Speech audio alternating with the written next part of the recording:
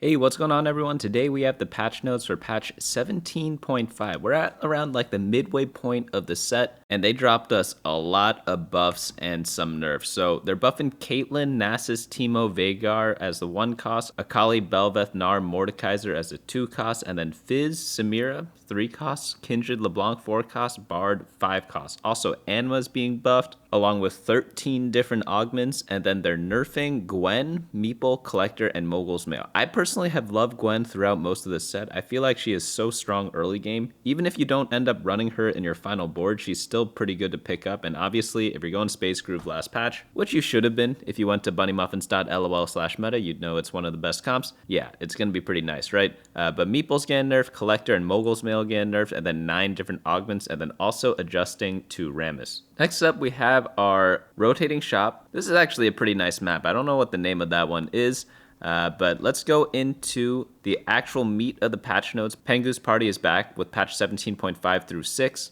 Every single past set has an iconic trait to show off, and essentially you queue up in the world of space gods, but along the way, Pengu's also here to offer traits from previous sets. So more in this other article, but let's go into the systems. Opening encounters, LeBlanc stage 3 augments removed. Delaying augments, a core component to direction and game plan in TFT, doesn't feel good. This is the one where all your augment rounds show up in stage 3. Adjusting some god blessings, we have Soraka shield blessing. This one's getting buffed a tiny bit, and then Aesol's low HP quest gonna be buffed up by 3 gold. Yeah, I always felt that this one was kind of a little rough because some of the other god offerings that gave some gold kind of felt a bit better because there's no requirement for them, but I mean, this is obviously dependent on what your spot is, right? But let's go into large changes. Large like Leona stocks in 17.4.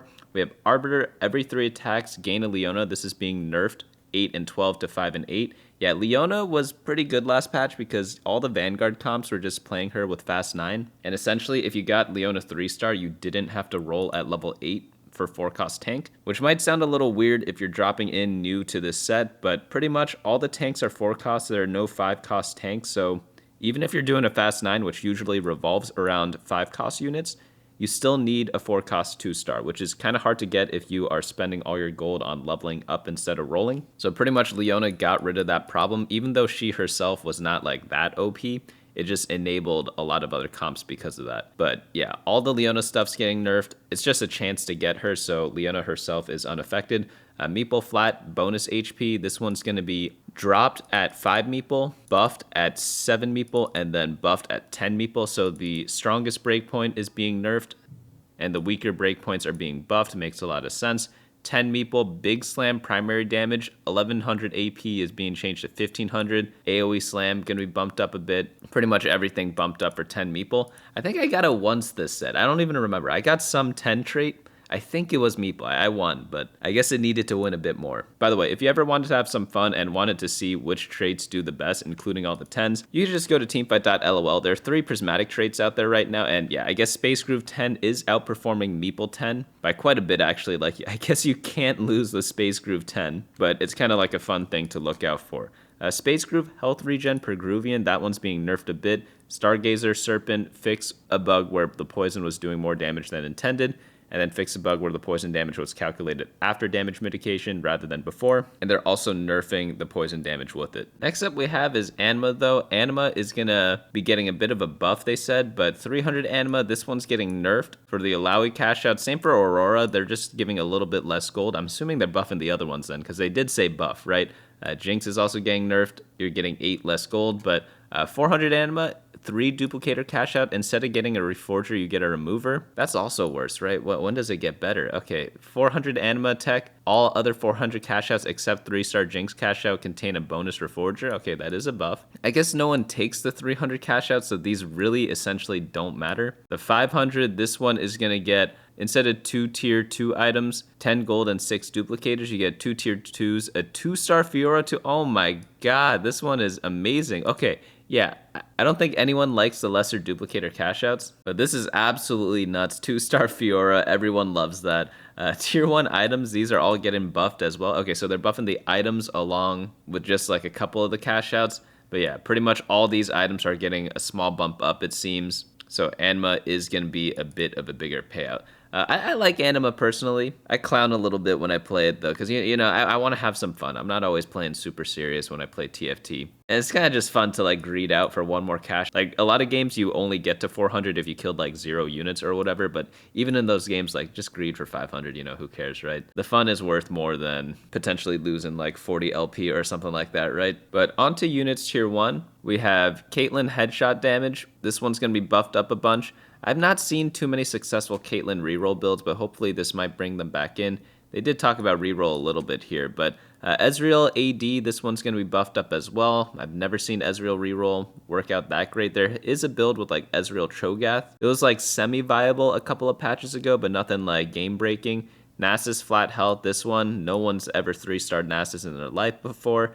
Teemo, definitely good. He's obviously going to be paired up with the Nasus because they are both space grooves. And then Veigar spell damage. This one's going to be bumped up a little bit as well. I like Veigar a lot, but you got to be careful with him because you can get him 3-star pretty much guaranteed with the 7 Meeple trait. Definitely fun comp to play. I hope that they make him viable though, because having like one auto-consistent 1-cost comp would kind of be pretty cool. Onto tier 2, we have Akali spell damage. This one's going to be just a small touch. Akali, you can't really do like a super buff to her because she's just very valuable as a Nova unit because she has such a good Nova effect. She gives critical strike to everyone, or precision as they call it nowadays, where your spell can critically strike. So she's just like really good as a utility unit, probably not as a carry. Bel'Veth's spell damage is going to be bumped up a tad. They tried buffing Bel'Veth last patch too to get back the Primordian reroll, but didn't quite work out. Gwen getting nerfed a bit in the attack speed, but they are buffing her 3-star AP damage.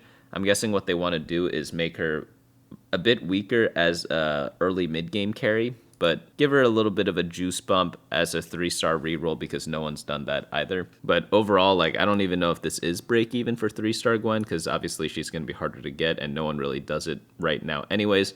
Mordekaiser, initial shielding, this one's going to be bumped up a touch. Mordekaiser, I always felt like he was a pretty solid unit. He's got good traits. He's got Darkstar, Conduit, and Vanguard, so he is a pretty solid tank unit.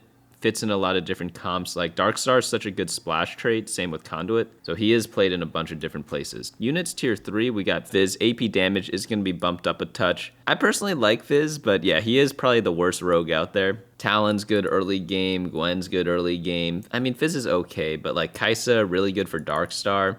Fizz does not have that same effect for Meeple as Kai'Sa does for Darkstar, and then obviously Riven is played in so many different comps as a splash. Ornn, Groove Duration, this one's going to be dropped just a tiny bit, 0.5 seconds. Okay, that's not really a tiny bit. That actually seems like a decent amount. But Ornn was pretty OP, so he's probably still going to be fine after this. But obviously the Samira Ornn comps definitely do take a hit there. Units tier 4, Kindred base AD going to be jumped up a bit. LeBlanc's sigil damage going to be buffed up. LeBlanc I've been very disappointed in. I wish he was a bit better. So it makes sense that they are buffing her up. Rammus, Meeple bonus damage reduction per Meep. Going to be 4 to 3. Rammus mana buff by 10. That one's pretty solid. And then units tier 5, Bard spell damage. This one's going to be buffed up. Bard I thought was already pretty solid. They got Vex buffed up too. I thought Vex was solid too. So Fast 9 was one of the best ways to play 17.5 before a mid-patch update. We pulled back the power of Vex a bit too far. So we're returning some of that while giving Bard a buff in the hopes that he can perform as a primary carry soon. I do agree on the last part. Like in the Meeple comps, Bard's never one of the primary guys. I thought Vex was fine though. It's like Vex is just really situational because like you need a fast 9 and you also need to have items for her. Obviously everyone needs items, but I'm talking more so like specific items. And if you just did not have that before, even if you hit her, it could sometimes not feel that great. But honestly, I thought she was doing fine last patch. I don't think she needed a buff, but I could be wrong. Onto some augments, they got some bonk. So Nasus got both buffed himself in the regular form and in his hero augment form. Buried treasures, rounds of items going to be bumped up from 4 to 5. They did change this from like 1 down before, right? Am I crazy or am I remembering wrong? Call to Chaos, lucky item chest, plus 15 gold is going to be changed to Radiant lucky item chest, plus 8 gold. I guess this nerf does make sense, but normally Call to Chaos is on stage 4. Normally, you don't really need the Radiant item at that point. Radiants are better, I think, in stage 2 and 3. But I mean, this is a pretty good payout. I'm not going to lie there.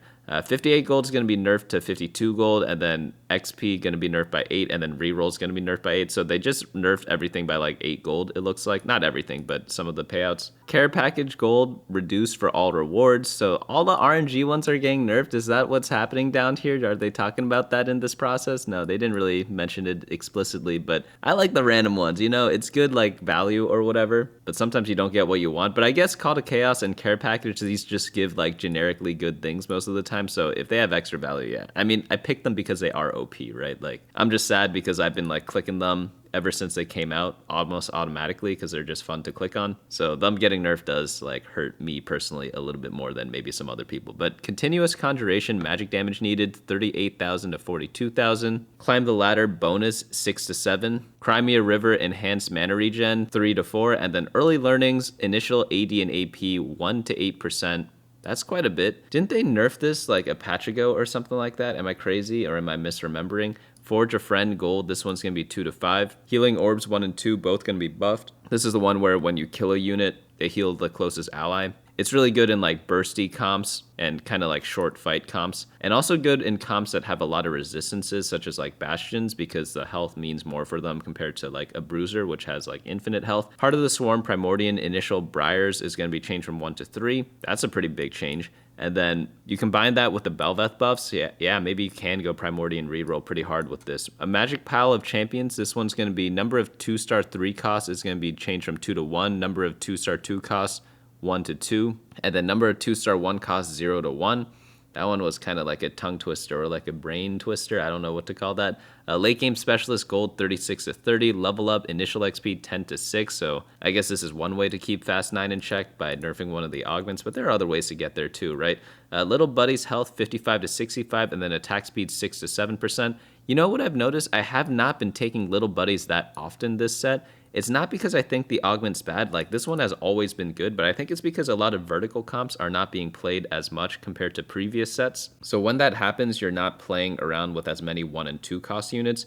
I also have found that I'm playing a lot more 3 cost units in the vertical comps in this set when it is played. For example, in Darkstar, you have like the Kaisa out there. Kaisa is a pretty critical unit. In Space Groove, you have Samira and Ornn, both 3 costs. So when you do that, you get a lot less value from Little Buddies, so maybe that's why I'm not clicking it as much, even though normally, like, I think this is one of those, like, A+ tier augments. Risky moves, this one is going to have 4 less gold, savings account, initial gold 4 to 2, Slammin' Plus, initial gold 8 to 4, and then Sunfire board duration 15 seconds to 18 seconds, tiny but deadly, attack speed 30 to 33, upward mobility rerolls per level 2 to 1, and then Earth attack speed 15 to 20%, mana regen 2 to 3, and then win out initial XP is going to be changed from 6 to 10. Now onto artifacts. Collector attack damage is going to be nerfed by 5%. And then Mogul's Mail health per stack 8 to 5. Were they OP though? Like, I know Mogul's Mail is pretty good, but you only take it in situations where it's already good for you because it's offered in the Shimmer Scale Essence augment. That's the one that gives you Mogul's Mail and the Gambler's Blade. And you pretty much only take it when you have a team that can support this, right? So if you have a 2-star tank or like a 3 cost unit that is super tanky, like that's when you take Mogul's Mail. And like, it means that you only take it when you have a good situation for it. Compare that to every other artifact item where you have to get them from an item anvil. You're ripping it, hoping for something, but you don't always get what you want. When you take Shimmer Scale Essence, you always get what you want, or you just don't take it at all. So Mogul's Mail is always going to look good in the data because of that. But I know Riot does have advanced data. They can tell every single situation people take this in, so if they got it through other means, maybe it's still overperforming there. That could be one explanation. But the Collector, this one is one of the more regular ones, like, because it doesn't come from Shimmer Scale Essence. But we could take a look at who it is OP on before. So if we go to Collector, go to Items, and obviously, like, since this item's getting nerfed, you want to see who is playing it the most. It's going to be Corki, Samira, Graves, Jhin, MF, Kindred, Xayah. Like, I mean, pretty much just any generic AD champ's going to be there. I'm going to think the person it affects the most is going to be Corki, though. And Samira, it depends, because they are fixing a Samira bug. This 4.09 probably looks worse than it is. It's probably even better than that if they fix the bug, which I think they are. We're going to see that in the bug section there. Samira had a bug where, like, Critical Strike didn't work on her if she got a lot of it, but obviously she was still very good in the last patch, so that's why they nerfed Space Groove a bunch, and we'll probably read about the bug fix in just a little bit. Radiant items are being changed. Deathblade getting nerfed, Vow getting buffed, Namicon getting nerfed, Quicksilver base AS going to be buffed. Pretty much they're just fixing their quick fix from before, which was just doubling the power of the original versions. But obviously some stats work better than others. You can't just double everything. So they're going to be adjusting them now. Rabadon's going to be nerfed a bit, Rageblade buffed a bit, and then attack speed for red buff going to be nerfed a bit too. Now onto bug fixes. Fix a bug where components could fail to appear in Pengu's Blessing. Fix a bug where scouting boards during Realm of Gods would hide blessings for longer than intended. I definitely fell into this a couple of times, I believe. And then fix a bug where Apex Primordian could spawn on the wrong side of the board. And then Meep Lords could spawn on the wrong side of the board too. And then Samira interacted poorly with increasing amounts of critical strike chance. They're going to be fixing that as well. I did notice that, like, when I was doing data checks before. I was actually really confused when I look at Samira's data, and I saw that Infinity Edge performs really badly, 4.44 instead of 4.0 something compared to everything else. I was like, how is that the case? I thought IE was her best item because she's literally an attack caster. Attack casters, IE is the item built for them. But you know me, I don't argue with the data. I did not build IE last patch.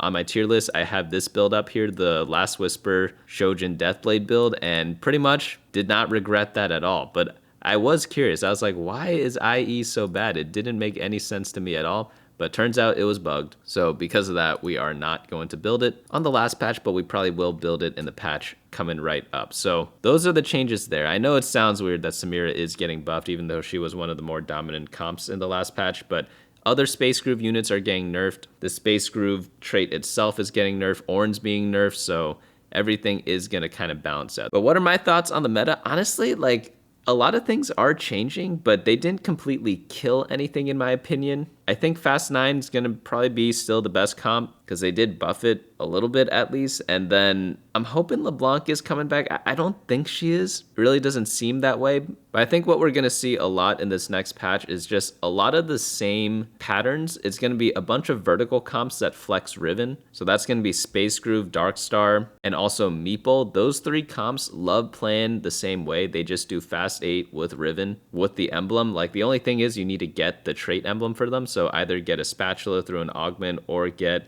trait tree and just rip the right ones. So pretty much if I see an augment that gives emblems, I'm probably going to be taking it this patch. I am hoping the one cost buffs are going to make one cost viable again, but whenever they do this in the later parts of the set, it normally never comes back, but I'm hoping to be wrong. Well, I guess I'm not wrong, but I'm hoping history's going to be a bit wrong on that, because I don't know, I like having some one cost reroll. It does seem stupid that in the last patch, like, pretty much none of them were viable. And speaking of reroll, we have not seen many 2-cost reroll comps in this set so far. I've seen some 3-costs. We've seen a lot of 1-cost before, but I don't remember 2-cost rerolling that much. Let me try to think. Who are the 2-cost reroll comps out there? If we go here and then go to 3-star average placement, like, yeah, Gnar reroll, it was kind of getting popular in the later parts of last patch, actually. I guess that one was one I forgot about when I was thinking about random comps. But, like, pretty much everything else, like, have we ever done Milio reroll like that? Seriously, no. Gwen reroll, we just use her as an item holder. Then there are a bunch of the hero augment ones. I'm not going to count those. Pike reroll, like, how's there not been, like, that many Pike rerolls? Zoe rerolls, like, I've never rerolled Zoe in my life. Actually, no, I've done it once. I went like 7th with it or something like that. I started the game with like 5 Zoes. I was like, all right, let me Zoe reroll. Did not work out. And then Belveth obviously belongs in the Primordian comp, which is more so a 1-cost reroll than a 2-cost. So I guess there just aren't that many 2-cost rerollable comps in this set, so maybe that's why. But let me know your thoughts down in the comments below. I'll be coming out with a tier list on Friday as per usual, but the website bunnymuffins.lol should be updated when the patch comes out, so definitely look out for that. But that's going to be it for me today. Hopefully you all enjoyed this video, and I'll see you all in the next one.